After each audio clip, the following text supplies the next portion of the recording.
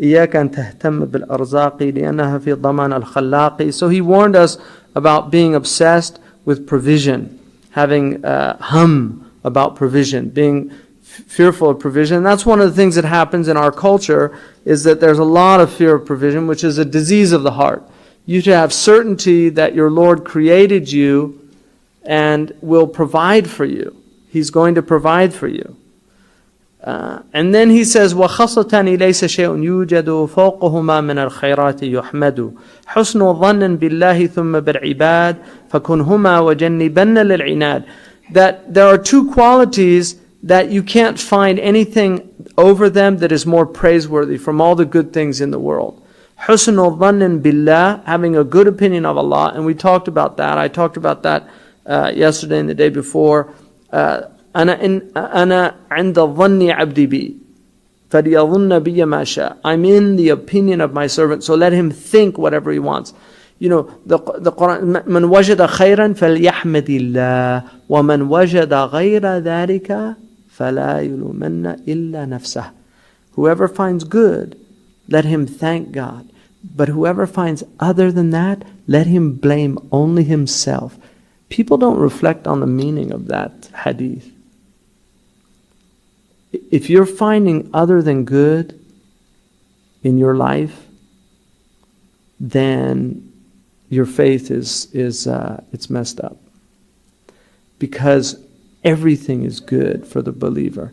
عَجَبًا لِأَمْرَ الْمُؤْمِنِ فَإِنَّ أَمْرَهُ كُلُّهُ لَهُ خَيْرٌ. How wondrous is the affair of the believer. All of his affair is good, or her affair. That's the hadith. Suhaib al-Rumi relates. In atahu Allahu shakar, right? If God gives him, he's patient. When abtadahu sabar, and if he tries him, if he gives him, he's grateful. If he tries him, he's patient. وَلَيْسَ ذَلِكَ لِأَحَدٍ إِلَّا الْمُؤْمِنِ وَلَيْسَ ذَلِكَ لِأَحَدٍ إِلَّا الْمُؤْمِنِ. And that nobody has that state except a believer, somebody who has belief. That when they get afflicted, mashallah, قَدَّرَ اللَّهُ مَا شَاءَ فَعَلَ. This is Allah. Because Allah is doing everything. And so what he's saying is, have a good opinion of Allah. Have a good opinion of creation, because the creation, لَا يَتَحَرَّكُ إِلَّا بِإِرَادَةِ اللَّهِ أَقَامَ الْعِبَادِ فِي مَا أَرَادَ. That creation can't do anything except what Allah allows them to do. If they all either اسْتَمَعُوا, right? If all of them استمعوا ليصيبك, you know, and they want to harm you, and Allah didn't decree that they could harm you, you wouldn't be harmed. And if they all got together to help you and prevent something from afflicting you that Allah had decreed would afflict you, they can't do it. رُفِعَتِ الْأَقْلَامِ. You know, the pens have been lifted. The ink is dry. So anything that happens to you, it's good. You know, they say it's all good. Seriously, whoever started saying that somewhere, it's probably a Muslim in the ghettos of America. It's all good. Like they say in the hood. You know, it's all good. That's true. What they're saying, it's true. It's all good. Because for the believer, it is all good. And that's why the Prophet ﷺ said, if you find other than good, only blame yourself, because you're not seeing the good. It's your vision this doesn't mean and this is where, you know, our religion is a religion of intellect. It's not a dummies religion, despite Islam for dummies. You know, it's not a dummies religion. The Quran describes the people who understand as ulil absar, you know, ulil albab, you know, ulil nuha, people of intellect, people that have intelligence. People, this is a religion of intelligence. So it's important to understand that this doesn't mean, you know, as the tanks are rolling in and taking over your country, it's all good. You know, but when you resist nonetheless with that knowledge. So it doesn't mean you don't change what's out there. You don't change what's wrong in the world, because there are wrongs in the world that need to be righted. There's wars that need to be waged. There's things that need to be changed. That's all true. But your inward understanding is always rooted in this.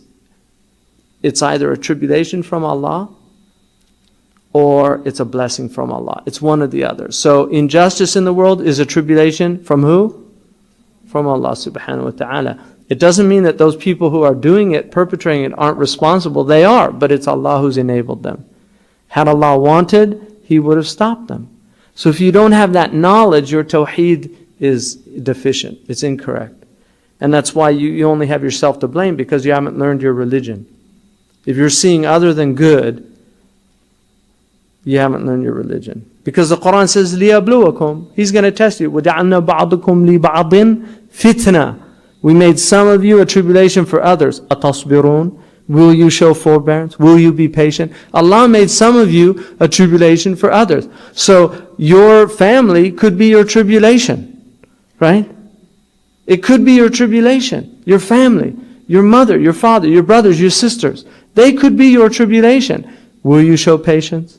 Like the man came to the Prophet ﷺ and he said, Ya Rasulullah, عندي أخي أصيره يقطعني أعطيه يمنعني وواصره, right? I give, he doesn't give me. I maintain my kinship bonds with me, he severs me. أحسن إليه يسيء إلي. I do good to him, he does wrong to me. And the Prophet ﷺ said, Allah is with you as long as you continue like that. In other words, you're the one that God's going to help. Because you're doing the right thing, irrespective of what their response is. It doesn't matter. And that's why Muslims don't have a problem saying they're sorry. Because sometimes you'll do it just to rectify things. Because your ego is not so big that it's like, I'm not going to say, he has to say he's sorry. I'm not going to say I'm sorry. He's the one that's wrong. She's the one that's wrong. It's her fault. And that's just the cycle. It just goes on and on and on. And it's just, it's exhausting. Sometimes that's all it needs. You just say, you know what? I apologize if I did anything wrong. That's the way, and it's so interesting. You know, somebody in Morocco, one of the teachers there, he had this faqih.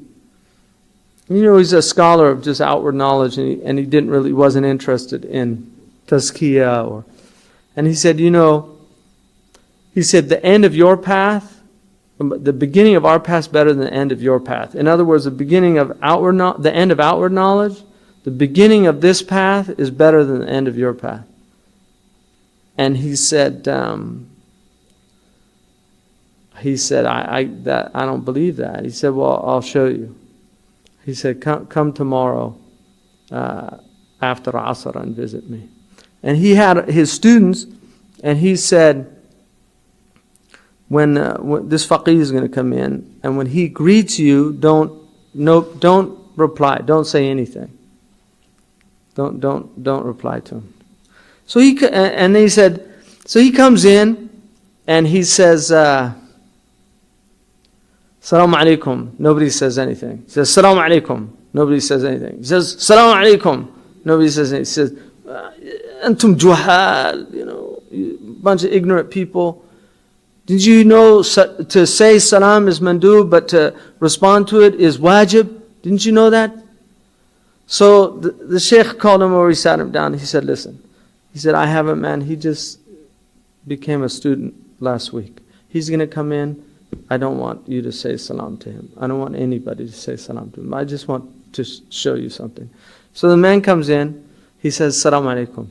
Nobody says anything. He says, Salam alaikum. Nobody says anything. He says, Salam alaikum. Nobody says anything. He says, Astaghfirullah. Please forgive me. Did I offend anybody? Wallahi, forgive me if I did anything wrong. And that's what he said, it's like the beginning of that path better than the end of the other path. If it's always pointing outside yourself. And there's a lot of people, that's just where they're at. The blame game. But if you read the Quran, go through the Quran and you look who blames in the Quran. Just look at the people that blame. and then look at the people that blame themselves.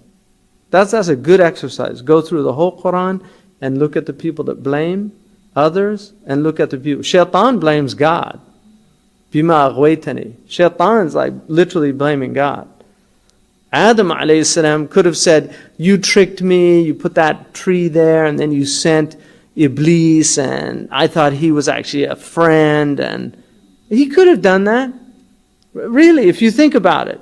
He could have just, it's not fair what you did.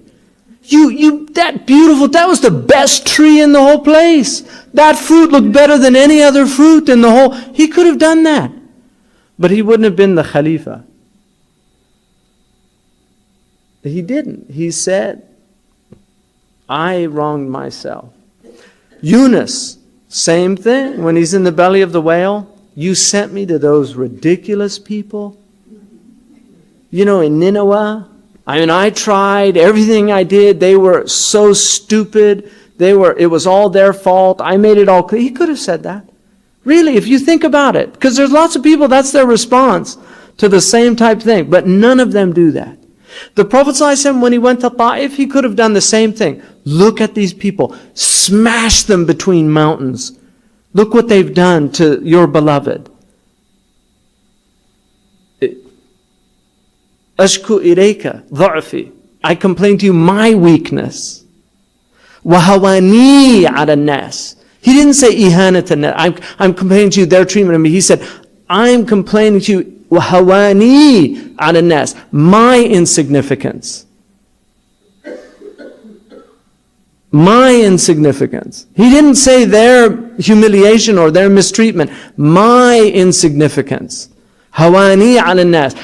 He complained that he was so insignificant to them. وَقِلَّةَ حِيلَتِي. And that I have no strategy. I tried to do this. I thought coming here would help. I don't have anything left. That's what he said. إِلَى مَنْ تَكِلُنِي. Who are you going to send me to? إِلَى عَدُوٍ يَتَجَهَّمُنِي. To some enemy that treats me terribly. أَوْ غَرِيبٍ لَا يَعْرُفُنِي. Or some stranger that doesn't know who I am. إِذَا لَمْ يَكُنْ سَخَطُكَ عَلَيَّ فَلَا أُبَالِي. As long as you're not upset with me, I don't mind. I don't mind. It's an amazing statement.